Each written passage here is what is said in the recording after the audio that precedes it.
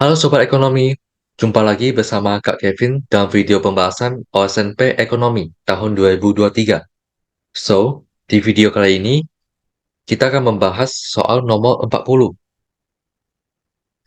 Manakah pernyataan di bawah ini yang bukan merupakan keuntungan atau kelebihan dari suatu perusahaan yang go public atau yang menjual belikan sahamnya di pasar sekunder? Oke, kita coba analisis satu persatu, mulai dari yang A, yaitu meningkatkan kepercayaan lembaga keuangan global jika perusahaan berencana untuk mendapatkan pembiayaan dari sektor keuangan global. Nah, ini merupakan salah satu kelebihan atau advantage dari perusahaan jika perusahaan memperjualbelikan sahamnya secara publik. Karena kalau misalkan perusahaan go public,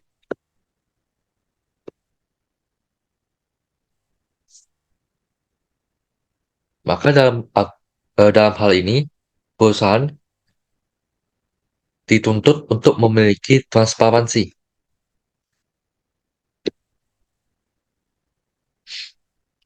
dan juga akuntabilitas.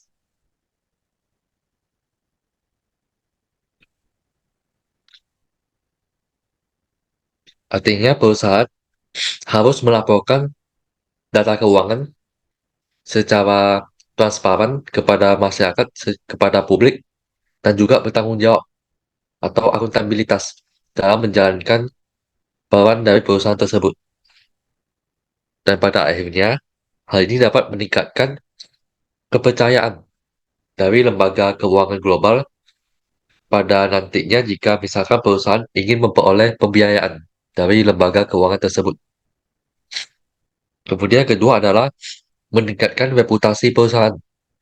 Nah, ketika perusahaan melakukan go public, artinya masyarakat secara tidak langsung akan mengenal perusahaan tersebut. Dan hal ini dapat membuka peluang bagi perusahaan tersebut untuk meningkatkan citra baik atau citra positif di mata publik. Kalau misalkan perusahaan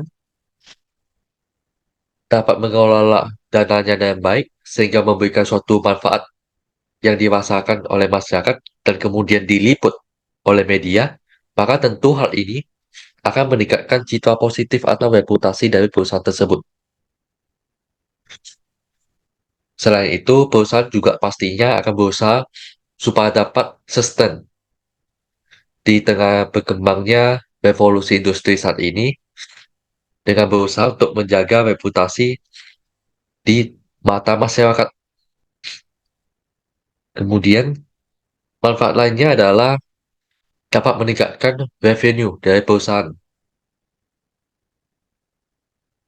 Karena dengan adanya penjualan saham kepada publik, artinya perusahaan di sini akan menambah sumber permodalan yang dapat digunakan untuk melakukan ekspansi bisnis, di mana hasil dari ekspansi bisnis tersebut tentunya akan meningkatkan revenue dari perusahaan.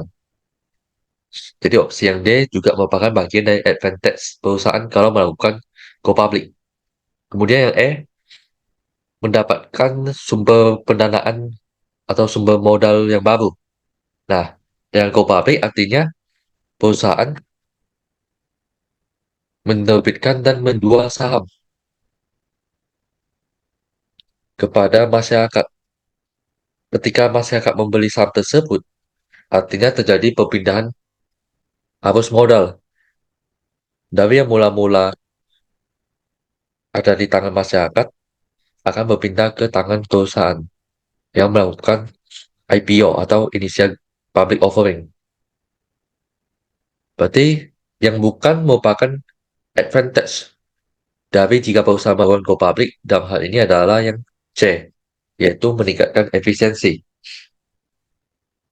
Karena meskipun perusahaan memang mendapatkan suatu sumber permodalan, suatu istilahnya dana baru, namun hal ini tidak menjamin perusahaan dapat meningkatkan efisiensinya.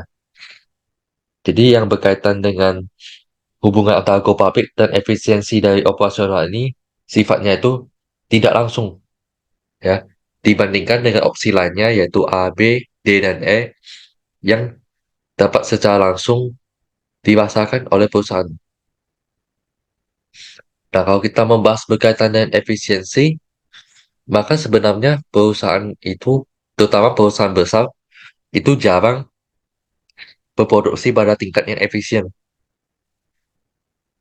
Kita katakan misalkan kayak di kasus perusahaan monopoli ataupun oligopoli, yang dalam jangka panjang, mereka itu sebenarnya tidak berproduksi pada tingkat AC yang minimum. Artinya mereka tidak berproduksi secara efisien.